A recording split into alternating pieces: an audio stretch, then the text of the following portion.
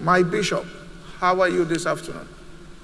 I'm very good, Poju. How are you? I've been calling and calling. You almost made me panic. I didn't hear from you today, send text messages until they told me you had already logged in. So my heart came back to rest. All right. I'm sure you knew I wouldn't be late. All right. Bishop Kukah is the current bishop of the Catholic Diocese of Sokoto. He has vast years of experience working within the church, in the academia, and as a respected statesman in Nigeria. He is a PhD holder from the University of London School of Oriental and African Studies in 1990. He is also a Senior Rhodes Fellow at Oxford University. As a statesman, he served notably as a member of the Human Rights Violation Investigation Commission, the Federal Government of Nigeria, and the chairman of the Ogoni Shell Reconciliation Committee. And his discourse this afternoon will be how patriotism became a devalued currency in Nigeria. So I'll turn it over to you, Bishop. You got me a bit confused because you've set up a Q&A session, so I've had to put my notes aside. But and I think perhaps we can progress on that note by me just making some preliminary observations. And I think that they're not essentially different from what you have heard. And let me commend you and commend everybody who has spoken so eloquently and so passionately. But I don't think that we can shy away from the collective feeling of helplessness at how much we have achieved and how little, let me put it that way, we have achieved based on what we consider to be our potential and our capacity. Clearly, I think every speaker has identified the reasons for our slowdown, and they're tied to some of the things that my brother, the Emir of Kano, was saying. And all this theme has run across, a lot of the conversations. Also, what Honorable, Osita was saying, namely our inability or unwillingness to really define where we are going. Are we in a democracy? Are we practicing a feudal system? Is it a plutocracy? We just have a total mixture of everything. But clearly, beyond just going through the cycles of elections and electoral processes, I think that even the most optimistic of Nigerians must concede that we are nowhere near coming to terms with the fine ingredients of democracy, which are largely and occasionally quite intangible.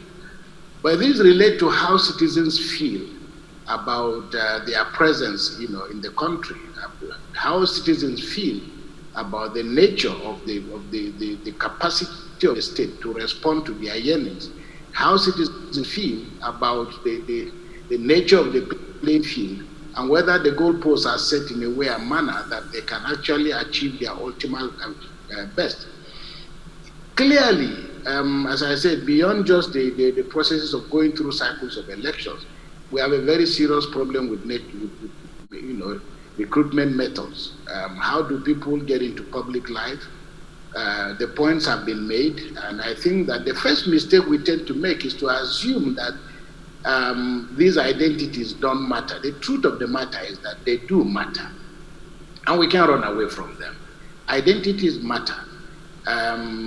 And clearly, the responsibility of the state is not to deny this reality, because we often hear Nigerians pretend by saying rather hypocritically, it doesn't matter where they come from as long as they perform. Ordinarily, people think it matters, and they think it matters largely because the state itself has created that platform. The responsibility of the state, if we have an aggregate of laws that are applicable to everybody across the board, the first thing is that you will not stop people from aspiring to be what they want to be. What is wrong with me saying tomorrow I would like to buy an aeroplane? the only concern for you would be, where am I going to get the money from? But to make that aspiration in itself, there's nothing wrong with it.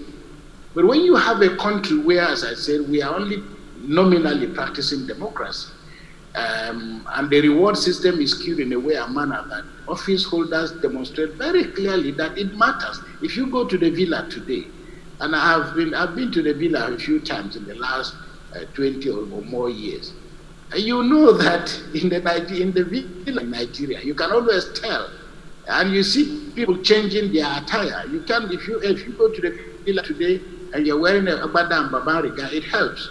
You speak Hausa, it helps. Even if you don't, you have to learn, because that's the cultural dynamics of the environment. If it was a few years ago, if you wore a Niger Delta appearance because President Jonathan was there, you'll see that the people who would walk with a swagger have been defined by that environment. And if it was Obasanjo, it helped if you spoke Yoruba. So the fact of the matter is that we cannot deceive ourselves. First of all, these cultural identities are not necessarily a negation of who we are. But because we don't have an overarching constitution that can compel citizens to act in a common way, this is why we are a nation of competing citizenships and competing identities. Up till today, the average Nigerian will probably give you the impression that, well, if you make a law, it depends on what my religion says. If you make a law, it depends on what my culture will accept. And I don't think that we have seen this in the way and manner that it has now come to the fore in the last 5 or so years. And citizens will respond and have this consciousness about who they are, depending on the reward system of the state. Now, as you can see, increasingly, different security outfits were set up by communities. Out of helplessness or hopelessness, the state has been compelled to co-opt all these security agencies into the mainstream security architecture. This is coming with consequences. Citizens across the board are struggling to find out how they can protect themselves. Because, this is the only country where, for example, and I think Osita spoke to this issue very finely, you can get a first-class degree, and I have 1 or 2 young men, who have come up with fantastic reward, fantastic degrees, petroleum engineering, any other angle, of the oil industry. But can they come anywhere near NNPC where they believe that their paper qualification qualifies them to contribute to Nigeria? It's not going to happen. Increasingly, the bureaucracy is defining itself in that way and manner. And there's no time in our history that this consciousness has hit us as a result of government policies as we have today. And the evidence is there, the facts are there, that this government has been operating in total violation of the provisions of the Constitution as they relate, for example, to the federal character principle, which in this way was never really a bad thing. It's become clear to us in Nigeria that almost every part of the country can produce the kind of manpower that you expect. But when you have a government clearly pursuing policies that favor particular genders, favor particular people based on certain identities, naturally ordinary citizens become very conscious of themselves, even if they weren't thinking in that way. So if you enter a classroom, for example, and you are a Yoruba man or you are a Chief man, and the first young man who greets you in vernacular, and you respond with a smile, and somebody else greets you, and you barely respond. Gradually, people begin to get the impression that if they want to catch your attention, they must speak the way you speak. So I make the point, that patriotism has become a devalued currency precisely because the Nigerian state itself has just not had the capacity, to take advantage of the enormous energy that we have in this country. This is a country where who is going to be president tomorrow? We don't know. And it's not hard work that will make you president. Who's going to be governor of Nigeria of this, that, or the other state tomorrow? We don't know, because it's not your hard work that will make you governor. Now, if you have this system where, we don't know what the rewards will be, it's like buying a ticket and going to a football match You enter the stadium and you suddenly realize there are players, but there are no goalposts. Now, everybody will either go home because we have no football to play, because without goalposts there can be no game. So the point I'm making is that increasingly, and I've had a lot of friends over the last years who have been visibly patriotic, ready to defend government, but no sooner are they thrown out of government than they become critics of government. So, by way of opening up the conversation, it is to say that right now, government policies have forced citizens to become very conscious of who they are. And I don't want to single out particular issues, so that I don't sound personal. But how did we come to a point, for example, in which, as I said, in the same country, in Nigeria, if you remember in the life of is it the Seventh Assembly? Yes, I think it's the Seventh Assembly. When I think you had a situation where Senator David Mark was the Senate President, and then what's her name? Patricia Ete was the Speaker, and then Jonathan was President. And there was a move in the National Assembly, and that move had nothing to do with. There was a dubious group that called itself Integrity Group, but they had anything but integrity. The person they targeted to get out of her position was Patricia Ete. And what was the real reason? Finally, it became clear to everybody, was that Patricia Ete had to go because people didn't think that, why will a president be a Christian, and the Senate President is a Christian, and the Speaker is a Christian? And to make matters worse, let me put it that way, she's a woman. Now, of course, Patricia Ete was eased out. My good friend Bankole became Speaker with impeccable credentials, but that's not the point. Now, Bankole became Speaker not because he was the most qualified, of course he had all the credentials. But the only thing that qualified him for the position was that he was a Muslim, because the Muslims felt that the dice was skewed against them, in the sense that the president is a Christian, the Senate President is a Christian, and then the Speaker is a Christian. And don't forget, at the end of the life of that National Assembly, the same members of the House of Assembly decided on their own to say at their final sitting that Patricia Ete had not committed any crime, but that she had been a lamb of sacrifice. And the evidence is there for everybody to see. Now, how did we come to a situation as the one we have today, in which the president is a Muslim, the Senate President is a Muslim, the Speaker is a Muslim, the majority leader is you can run the entire system. And you ask yourself, why would you do this and then pretend that religion doesn't matter? Ordinary citizens may have lived with this because they felt religion didn't matter. But when you twist the card in another way, you create an identity consciousness that probably was not there before. So this is why, moving forward, this country must become a little bit, we are the receiving end. Because patriotism is not a commodity of exchange. It's not something that you simply assume you can measure. You can measure patriotism. But unless we have clearly defined goals, that if you do this, this is what you're going to get, and that if you get a first class, this country must, even if it doesn't give you a job, it must recognize that you have excelled. That if you have a country where we claim to be in a democracy, but we are literally at best managing a feudal system with a skewed reward system that focuses on blood, on lineage, you have no claims to be a democracy. So when you look at the Constitution of the Federal Republic of Nigeria, Section 14 in Chapter 2, and you ask yourself, the Constitution says eloquently, very clearly, the composition of any arm of government, of people who serve in government, must reflect the federal character. Reflecting federal character, many people have tended to make it look as if, it is evidence that you are lowering the standards and so. That's really not the issue. It is, in my view, reflecting the federal character is simply another way of saying we are looking at ourselves in a mirror. And reflecting that federal character, we have skewed it to include region and religion. But it also includes what the Emir of Kano was saying. Are there men and women with disability who are part of our community in Nigeria? Where are they? There are many young people in Nigeria. Where are they? There are women making massive contribution. Where are they? Now, federal character is meant to say that we look at ourselves in the mirror, we can recognize ourselves, celebrate our diversity, because the table is big enough to take everybody. But when you don't have that, and you put all the apples in one cart, naturally, you cannot lay claim, to violating the Constitution and still insisting that we're in a democracy. So clearly, perhaps I need to begin to round up here. It is to say that this president, in my view, in the last few years, has made it very difficult for us to celebrate diversity. Very, very difficult.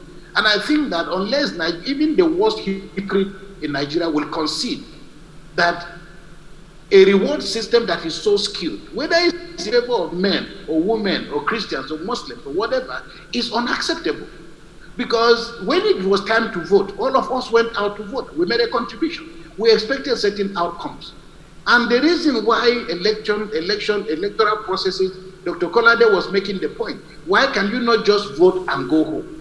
You cannot just go and vote and go home because the political elite, the reward system has been created and skewed in a way and manner that voting and going home is almost the same as it's a matter of life and death.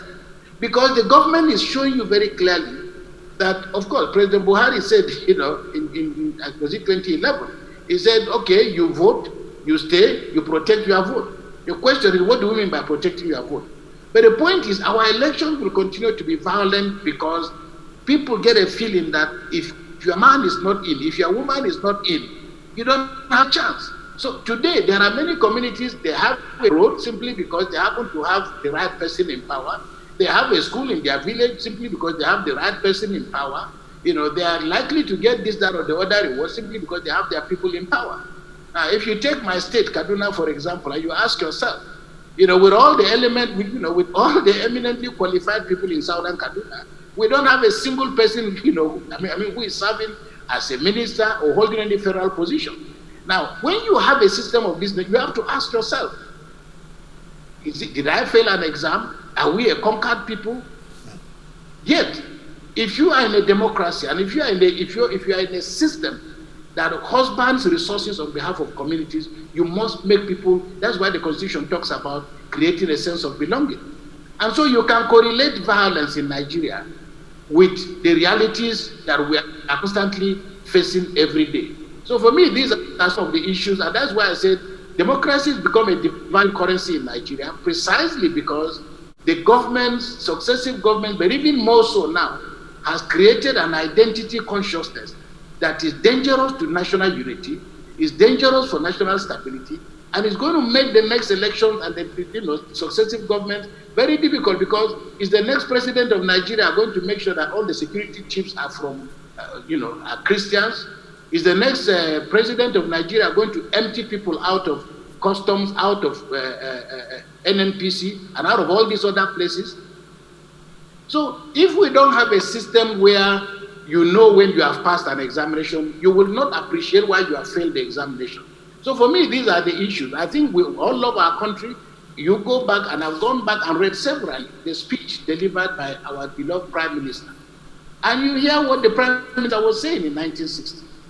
The international community stood shoulder to shoulder. You read the speech, you can see in YouTube, the visit of our Prime Minister to the United States of America and how he was received. You can see all the promises. On the 5th of December, 1960, Time magazine decided to make Tafawa Balewa, a man of the year, showing very clearly that the rest of the world wanted to lift up Nigeria so Nigeria can occupy her leadership position. Increasingly, our capacity to manage ourselves is diminishing by the day. Citizens' commitment to building a nation is diminishing by the day. The integrity and legitimacy of the state and its willingness to protect citizens is coming increasingly under question. So it is that without an aggregate of interest, that people seeing a reflection of themselves in what the nation, pretends to represent, you are not going to have people going in the same direction. And gradually, you are going to face whether voter violence or voter apathy, because all these things, unless you create a situation in which ordinary citizens feel, we will never arrive at the finishing post at the same time. It's not possible. But a system must be of such a nature that it rewards you according to your competence and your capacity. The number of, we are talking about billions of dollars coming into Nigeria, by way of remittances. These are Nigerians who should be here helping to develop this country. A friend of mine with 2 children who have got really fantastic education. I was talking to the children the other day in New York, and I said, look, when are you guys going to come home? And they said to me, Bishop, we are not coming home because we don't have any senator in our family, because we don't have a chance. And so you have a situation where the best brain, the guarantee of the future, our youth have become resentful, not because they don't love the country, but because the country has not shown them any evidence that it takes them sufficiently seriously. So for me, as I said, we need to very quickly reset the template. If we are to take our place after 60 years of independence, still unable to provide our people water, we don't have food, we don't have light, we don't have security, 60 years after independence. It's a tough call, and I've prayed for Nigeria this morning, but I know that I speak for millions of other Nigerians. I am not a happy Nigerian, but I'm a very hopeful Nigerian. Thank you, Bishop.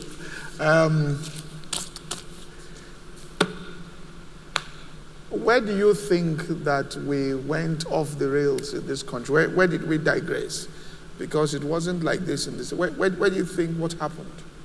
It wasn't like this before, but look, the first thing to say is that military rule did not help matters. It helped to destroy the foundations of the democratic ideals that were set, in 1960. And if you are to return to the scene of the crime, you have to go back to January 16, whatever may be your sentiments, right or wrong. The fact of the matter is that singular act of intervention destroyed the foundation of our democracy. It whetted the appetite of the military, took them out of their constitutionally defined roles, and threw them into politics. And the next thing was we had years and years and years of democracy being in suspended animation, and then oil was discovered, and then suddenly the appetite and the gargantuan greed of the military showed us coups and counter coups.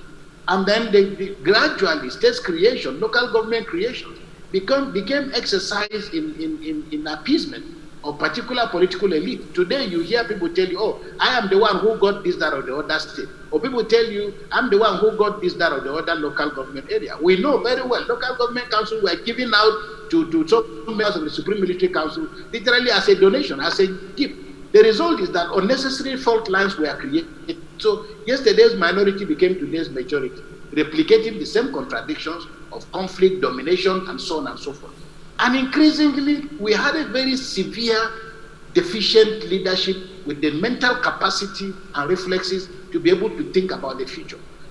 When you look at the histories of nations, this nation building is not something that is just based on a good heart. It's not even about, you may have integrity, but can you read the roadmap? Do you have an idea about where we are going, where you're taking your people to?